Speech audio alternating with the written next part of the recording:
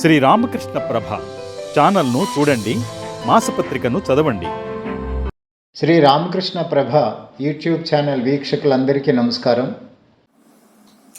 శ్రీరామకృష్ణ ప్రభ YouTube ఛానల్ని చూడండి, మాసపత్రికను చదవండి, అలాగే యూట్యూబ్ ఛానల్ని సబ్స్క్రైబ్ చేయడం మర్చిపోకండి.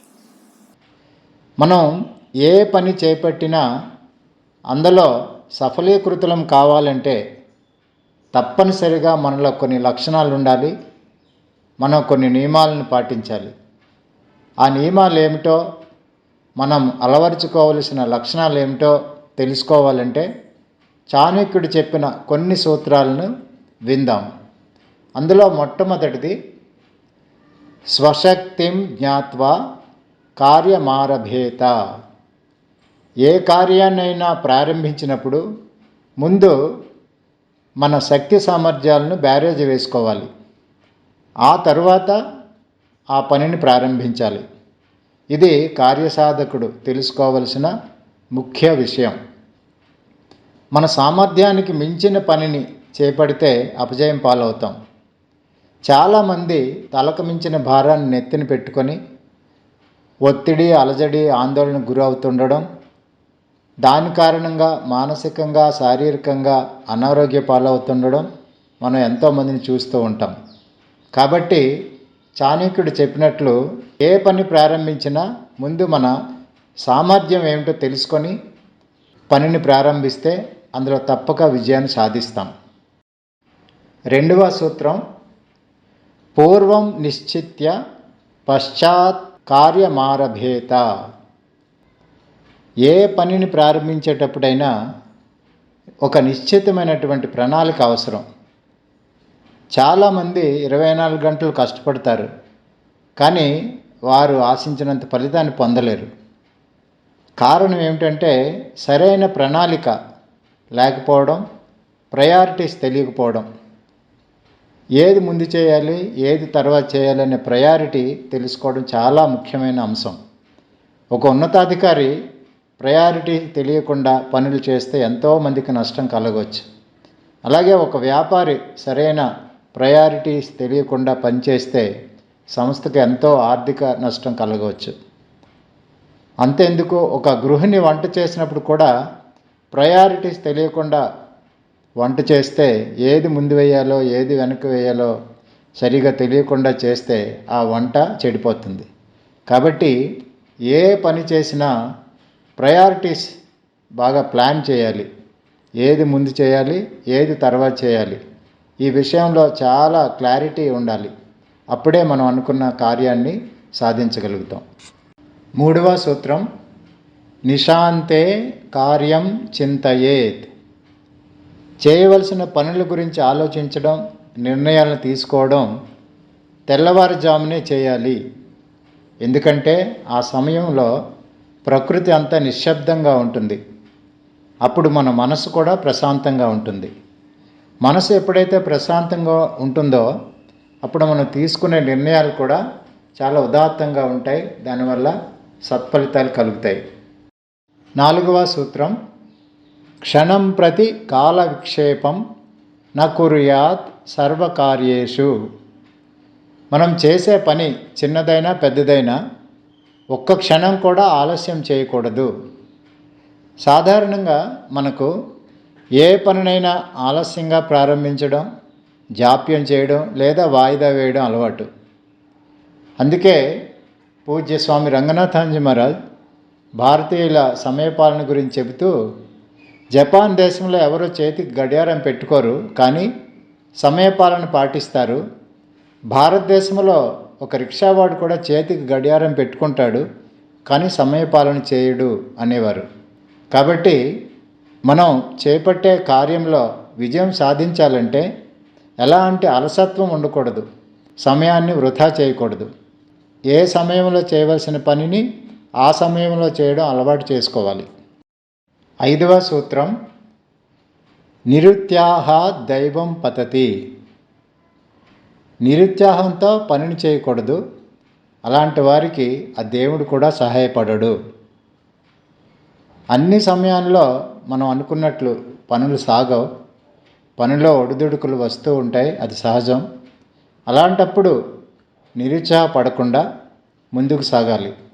అలా ఉత్సాహంగా పనులు చేసేవాడికి దైవానుగ్రహం తోడే పరిస్థితులన్నీ అనుకూలిస్తాయి. కాబట్టి ఎప్పుడూ ఉత్సాహాన్ని కోల్పోకుండా కార్యసాధనలో ముందుకు సాగాలి. 6వ సూత్రం, బాలాదపి యుక్తమర్థం శృణుయాత్. మంచి విషయాన్ని చిన్నపిల్లలు చెప్పినా వినాలి. చిన్నపిల్లలు అంటే కేవలం వయసులో చిన్నవారని మాత్రమే అర్థం కాదు. ఉదాహరణకు ఒక సీనియర్ ఆఫీసర్కి ఒక జూనియర్ ఆఫీసర్ ఏదైనా సలహా ఇచ్చాడనుకోండి, అతడు దాన్ని స్వీకరించగలగాలి. అంతేగాని నువ్వు నాకు చెప్పేది ఏమిటనే భావన ఉండకూడదు. అలాంటి భావన ఉంటే గనక కార్యసాధనలో చాలా ఇబ్బందులు ఎదుర్కోవాల్సి ఉంటుంది. కాబట్టి ఇతరుల సలహాలను ఆహ్వానించడం, ఇతరుల అభిప్రాయాలను గౌరవించడం నేర్చుకోవాలి. 7వ సూత్రం, సతాం మతం నాతిక్రామేత్. పెద్దవారు చెప్పిన మాటలను పెడచెవిన పెట్టకూడదు.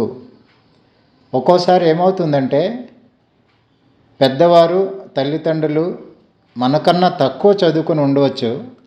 అంత మాత్రాన వారికి ఏం తెలుసులే అని వారి సలహాలను కొట్టిపారేయకూడదు. మన చదువు కన్నా వారి అనుభవం చాలా పెద్దది, వారి అనుభవం చాలా గొప్పది అని గ్రహించాలి. కాబట్టి మన మంచి కోరి పెద్దలు చెప్పిన మాటలను స్వీకరించడం అలవాటు చేసుకోవాలి.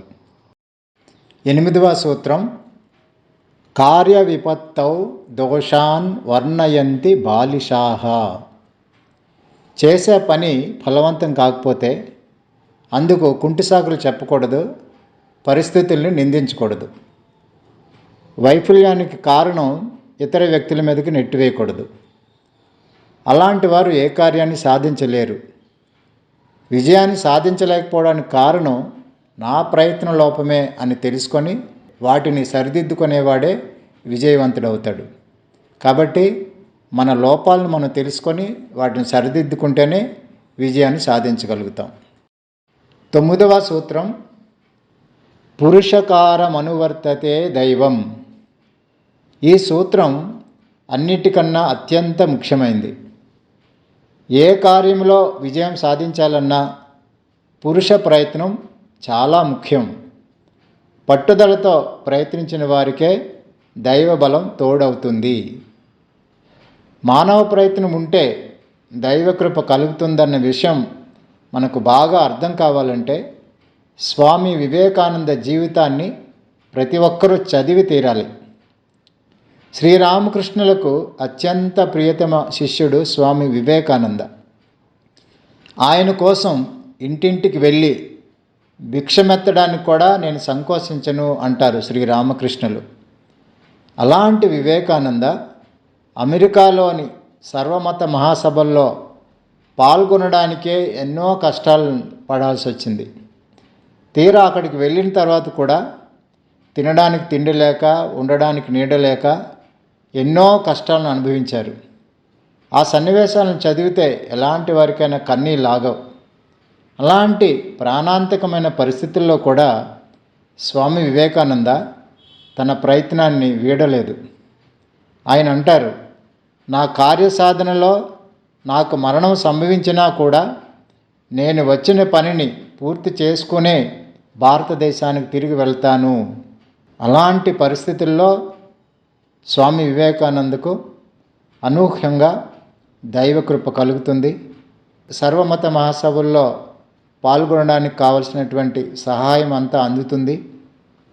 ఆ తర్వాత సర్వమత మహాసభల్లో స్వామి వివేకానంద పాల్గొనడం, విజయం సాధించడం మనందరికీ తెలుసు. కాబట్టి మనం ప్రాపంచిక జీవితంలోనైనా పారమార్థిక జీవితంలోనైనా ఉన్నతిని సాధించాలంటే పురుష ప్రయత్నం తప్పకుండా ఉండాలి. పురుష ప్రయత్నం ఎప్పుడైతే ఉంటుందో దైవానుగ్రహం తప్పకుండా లభిస్తుంది. చాణక్యుడు చెప్పిన ఈ 9 సూత్రాలని మనం గుర్తుంచుకొని అభ్యసించగలిగితే మనం తలపెట్టిన కార్యంలో తప్పకుండా విజయాన్ని సాధిస్తాం. అందుకు ప్రయత్నిద్దాం. అందరికీ నమస్కారం. సెలవు.